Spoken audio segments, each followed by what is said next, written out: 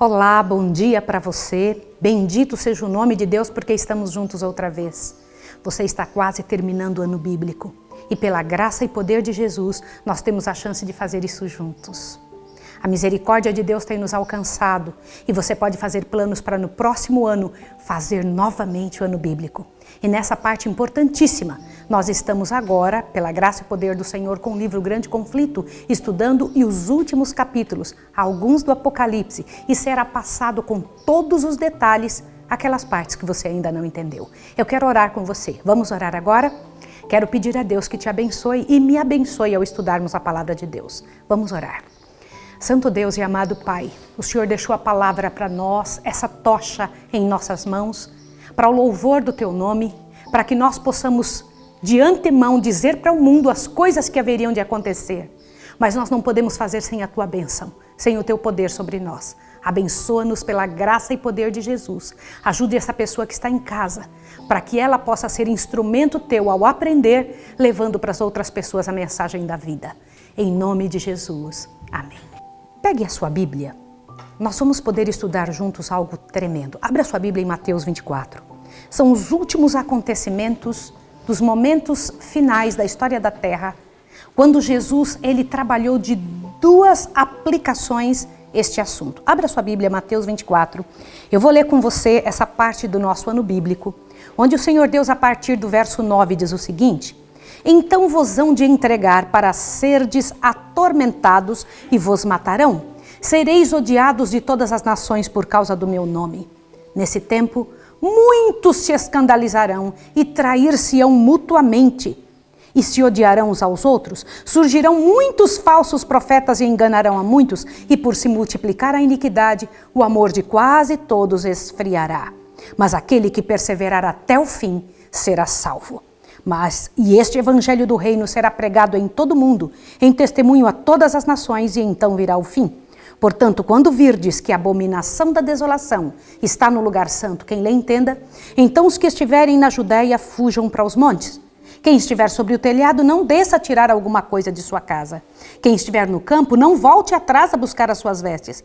Mas ai das que estiverem grávidas naquele dia. Essas palavras vieram da boca do próprio Jesus. O Senhor Jesus, em sua misericórdia, estendeu para os discípulos que estavam ao redor dele a informação de que as pessoas que ficassem após ele sofreriam muito, passariam por situações muito probantes e difíceis, e que o poder contrário os procuraria para matar. Mas não estava falando somente daquela época, estava fazendo uma alusão ao nosso tempo, ao que ainda vai acontecer. Mas o Senhor Deus não deixa alguma coisa acontecer no mundo sem antes dar condições para a pessoa aprender como enfrentar essa situação. Você entendeu bem o que eu acabei de dizer? O Senhor Deus nunca deixa um sofrimento acontecer para seus filhos sem prepará-los para que isso aconteça. Irmãos, que dificuldade o povo de Deus passou para que esta tocha, a Bíblia, chegasse até nós. Quantos sofreram? Quantos perderam as suas vidas? O povo de Deus que conseguiu ser liberto daquele momento da destruição de Jerusalém, passou por momentos tão difíceis, tão sofridos, tão angustiosos, mas não perderam a sua fé. E como dizem em Mateus 24, da mesma forma que dizem em Mateus 24, os que perseverarem até o fim serão salvos, esta foi a realidade deles, que vieram antes de nós, protegendo o legado, trabalhando em prol da verdade do Senhor, se envolvendo em fazer a coisa funcionar. E eu queria que você agora, você pegasse com todo cuidado e ouvisse a explicação destes momentos especiais que explica o que aconteceu com estes que saíram, que foram libertos daquele momento especial, que ouviram a voz de Deus, que deram atenção à voz de Deus para fugirem do momento difícil que haveriam de passar. E eu gostaria que você preparasse o seu coração para esse momento especial agora. Olá, queridos! Hoje vamos falar de algo surpreendente. Como viveram os primeiros cristãos sobreviventes do cerco de Jerusalém? O seu programa Tocha está começando.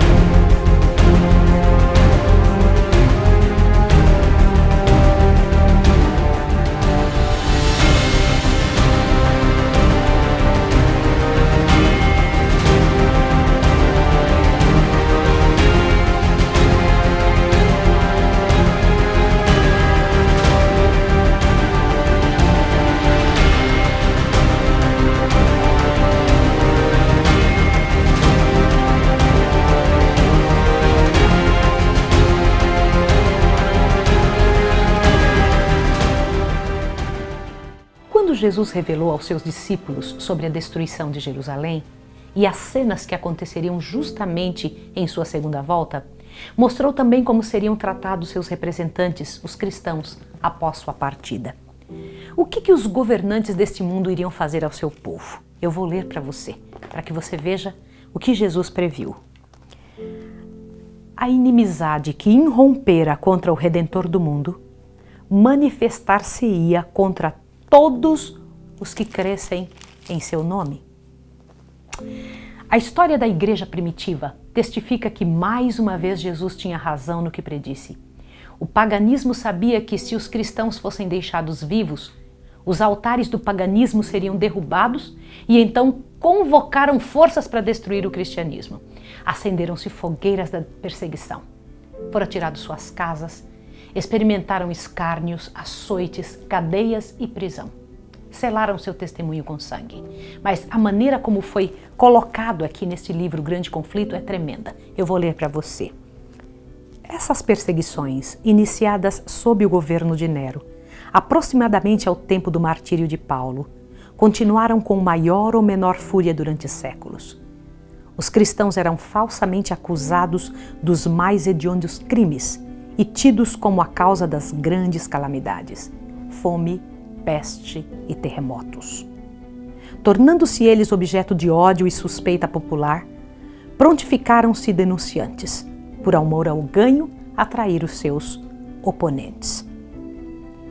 Eram condenados como rebeldes ao império, como inimigos da religião e peste da sociedade. Grande número deles eram lançados às feras ou queimados vivos nos anfiteatros. Alguns eram crucificados, outros cobertos com peles de animais e lançados à arena para serem despedaçados pelos cães. De seu sofrimento muitas vezes se fazia a principal diversão nas festas públicas. Vastas multidões rendiam-se para observar o espetáculo e saudavam as aflições de sua agonia com riso e com aplauso. Nós fomos até o local onde estas coisas aconteceram. Viaje conosco. Conheça o local onde uma das maiores provas do poder vingador do inimigo contra a lei de Deus teve lugar. Estamos agora nas ruas de Roma. O cenário é tremendamente turístico. Aqui, a Capela Sistina, com toda a sua exuberância e seus tetos tão belamente trabalhados. Há grandes colunas tão bem trabalhadas, feitas, pontilhadas, o centro de Roma com todos os seus emblemas. Se vê pessoas de todos os lados vindos de todas as nações. Mas o que elas vieram ver e conhecer? Tantos santos, imagens, rezas. Vieram saber e ver de perto o centro do cristianismo no planeta Terra. Essas pessoas pedem para conhecer e entender um pouco de uma religião milenar. Teria alguma coisa a ver com a tocha que carregamos?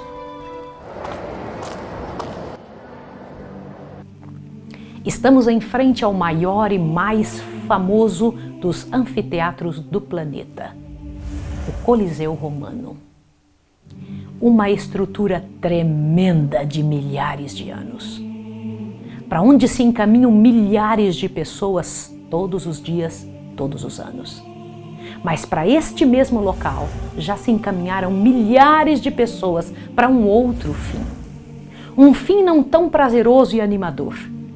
Caçados como animais, desamparados, aflitos e solitários.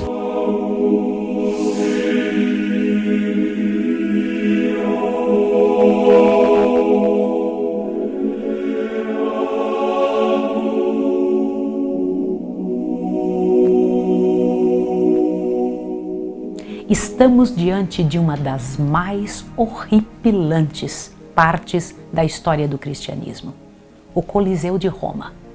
Quero convidar você a entrar comigo e ver suas escadarias deslumbrantes, os locais por onde nossos antepassados deram a vida. Não podemos fazê-la sem um misto de horror e clamor na alma, mas também profunda admiração por esses que viveram antes de nós e tomaram nas mãos a tocha da verdade. Suba comigo essas escadas. Tente acompanhar comigo a caminhada daqueles que um dia subiram essas mesmas escadarias, que estiveram envolvidos na mesma trama. Na verdade, se você parar para observar, se você parar para olhar, não existe um roteiro. Foi acontecendo. Sobe comigo para tentar ver o que eu estou tentando te mostrar.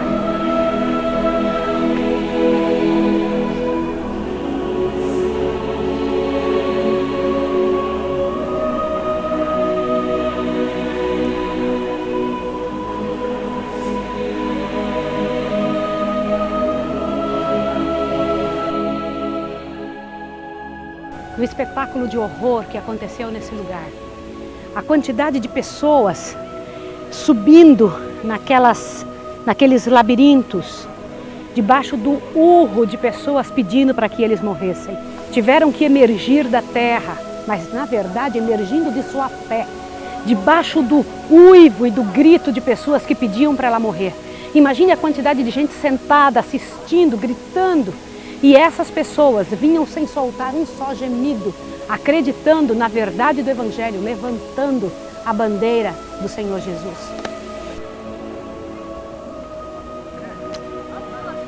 Você pensa que essas pessoas perderam? Elas foram perdedoras? Eu vou ler para você um pedacinho do Grande Conflito. Você deveria ter esse livro. Tente procurar comprar um livro desse de Ellen White, onde cita os horrores desse momento e a vitória desse povo. Ouça um minutinho.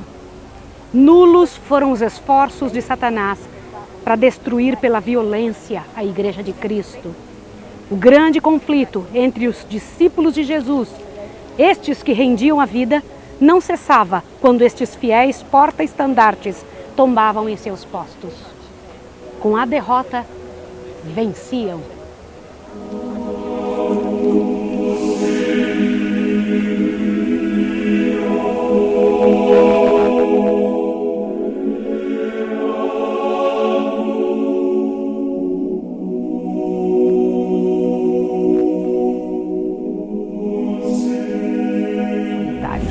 As catacumbas proporcionavam abrigo aos milhares deles. Quando o doador da vida voltar, milhares ouvirão sua voz e sairão destes túmulos nas rochas e sombrias cavernas. Embora sofrendo, não emitiam queixa alguma. Com palavras de fé e paciência, a perda de toda a bênção terrestre não os poderia forçar a renunciar sua crença em Cristo. Recordavam as palavras do Mestre e ficavam muito alegres porque assim sofreram os profetas que viveram antes deles. Alegres iam para as chamas e nulos eram os esforços de Satanás para destruir pela violência a Igreja de Cristo. Quando eram derrotados, venciam. Sua morte era um testemunho vivo de que Deus estava certo, posto que eram mortos por serem fiéis. Vossa injustiça é prova de que somos inocentes. Tampouco vossa crueldade se vos aproveitará. Quanto mais somos ceifados por vós, tanto mais crescemos em número. O sangue dos cristãos é semente. Milhares eram aprisionados e mortos, e outros subiam para ocupar a vaga. E onde menos se esperava, até os próprios súditos de Satanás, pelo exemplo que viam nos outros, largavam as fileiras do inimigo e aceitavam as lutas de Cristo Jesus. Satanás, portanto, formulou outros planos para guerrear contra a verdade. Eu preciso ler essa parte agora para você, para que você entenda o que foi que ele fez. Satanás, portanto, formulou seus planos para guerrear com mais êxito contra o governo de Deus, hasteando sua bandeira dentro da igreja cristã. Se os seguidores de Cristo pudessem ser enganados e levados a desagradar a Deus, falharia então sua força, poder e firmeza, e eles cairiam como presa fácil. O grande adversário se esforçou então por obter pelo artifício aquilo que não conseguiria alcançar pela força. Cessou a perseguição. Em seu lugar foi posta a perigosa sedução da prosperidade temporal e honra humana. Levavam-se idólatras a receber parte da fé cristã, enquanto rejeitavam outras verdades essenciais. Professavam aceitar a Jesus como o Filho de Deus e crer em sua morte e até em sua ressurreição, mas não tinham a convicção do pecado e nem sentiam necessidade de arrependimento ou de uma mudança de coração. Com algumas ascensões de sua parte, propuseram que os cristãos fizessem outras também, para que todos pudessem unir-se sobre a plataforma da crença em Cristo. A igreja naquele tempo se encontrava em terrível perigo. Prisão, tortura e fogo eram bênçãos comparadas ao que o inimigo estava fazendo. Alguns permaneceram firmes, outros, no entanto, achavam que deviam ceder ou descer e modificar suas características de sua fé, insistindo que isso seria um meio para a conversão do povo. Sob a capa do pretenso cristianismo, Satanás estava insinuando na igreja a fim de corromper-lhe a fé, a mente da palavra de Deus e um claro assim diz o Senhor. A maioria dos cristãos finalmente consentiram em baixar a norma da vida, formando uma aliança entre o cristianismo e o paganismo. Pagãos alegavam estar convertidos, mas continuavam com as práticas do reino do inimigo. O fermento vil foi trazido para dentro da igreja. Costumes mundanos, idolatria, doutrinas errôneas, ritos supersticiosos, cerimônias idolátricas foram incorporados nos cultos e na fé do povo de Deus. A igreja perdeu sua pureza. Mas alguns não foram enganados e permaneceram firmes, mantendo-se fiéis ao autor da verdade e a Deus somente.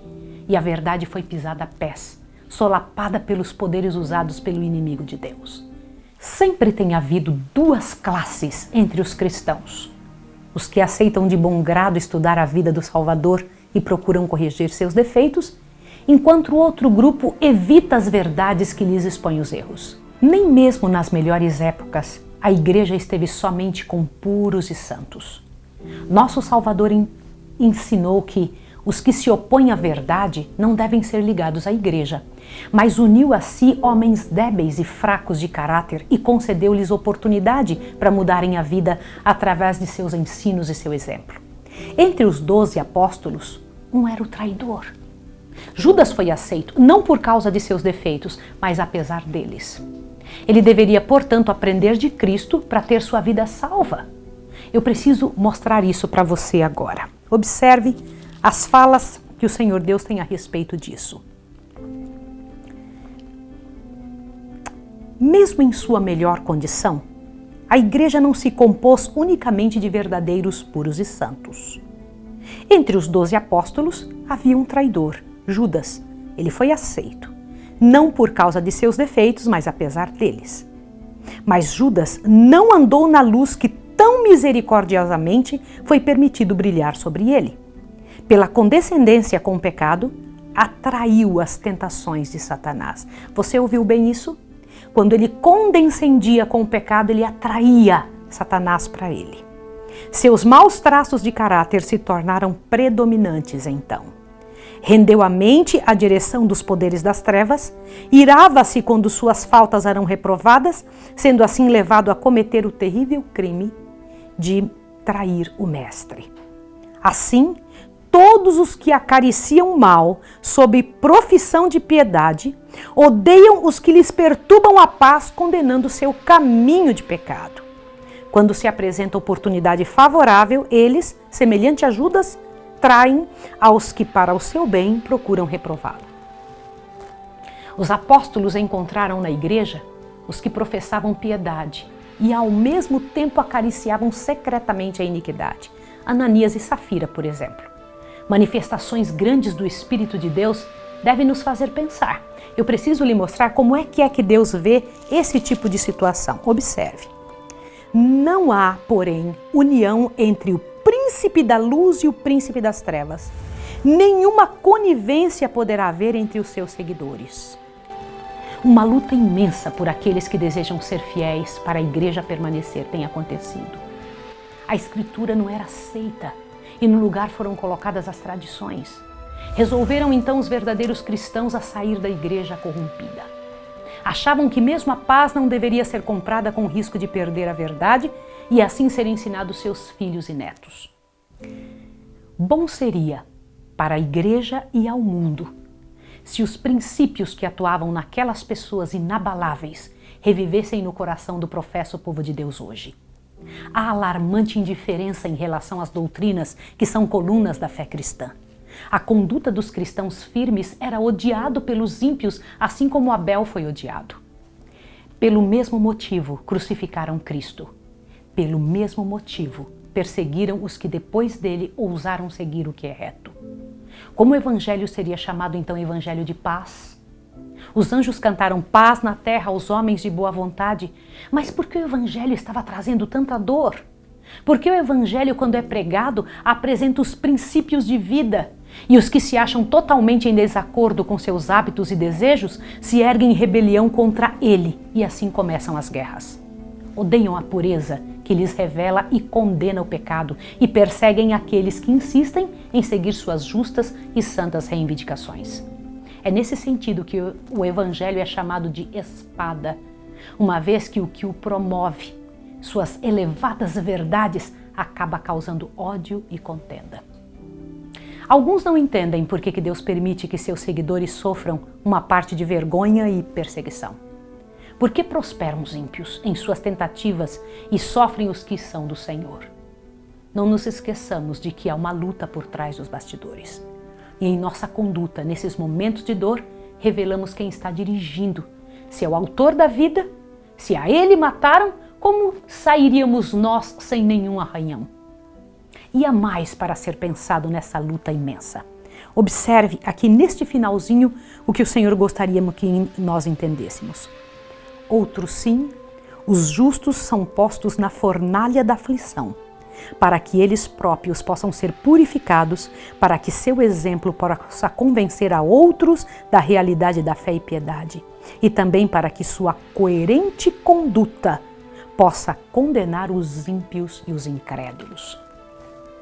Deus permite até a prosperidade dos ímpios para provar diante de todo o universo como é mal o que é mal e quão terríveis são os atos do adversário da luta. Mas há uma outra coisa que me chama a atenção e que você precisa muito saber. Perceba bem. Há uma outra questão mais importante que deve ocupar a atenção das igrejas de hoje.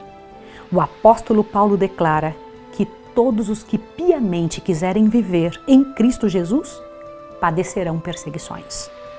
Por que é, pois, que a perseguição hoje em dia, em grande parte, parece tão adormentada? A única razão é que a igreja se conformou com o mundo e, portanto, não suscita oposição. A religião que em nosso tempo prevalece não é de caráter puro e santo que assinalou a fé cristã nos dias de Cristo e seus apóstolos. É unicamente pelo espírito de transigência com o pecado, por serem as grandes verdades da palavra de Deus tão indiferentemente consideradas, por haver tão pouca piedade vital na igreja, que o cristianismo é aparentemente tão popular no mundo. Haja um reavivamento da fé e poder da igreja primitiva, e o espírito de opressão reviverá, reacendendo as fogueiras da perseguição.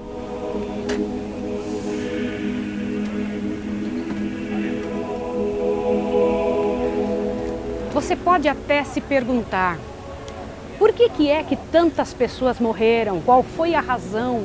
Por que deram a sua vida?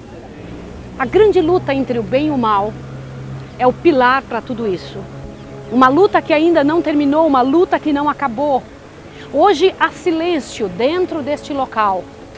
Hoje há silêncio porque ainda não foram levantadas novamente as fogueiras da perseguição.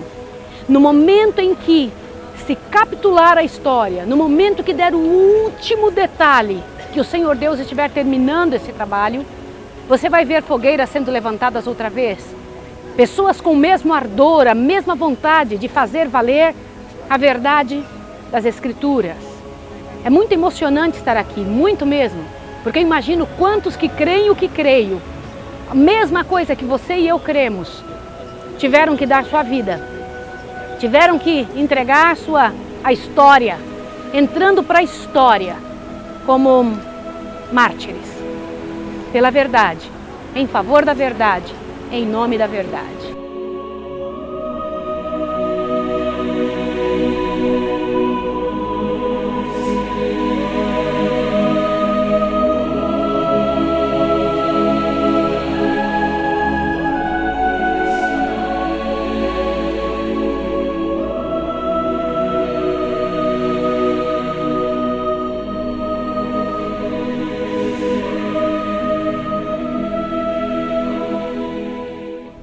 Quanta descoberta, não é mesmo? Quantas decisões somente a partir deste capítulo de hoje. Mas no próximo episódio nós vamos ver como que começaram as trevas morais que hoje nós sofremos. Por que há tantas religiões? Veremos a maneira como Deus vai escrevendo a história. Não há como Jesus perdeu. Ele já venceu. Estamos diante de descobertas que irão mudar totalmente a sua vida. Espero você lá, no seu programa A Tocha.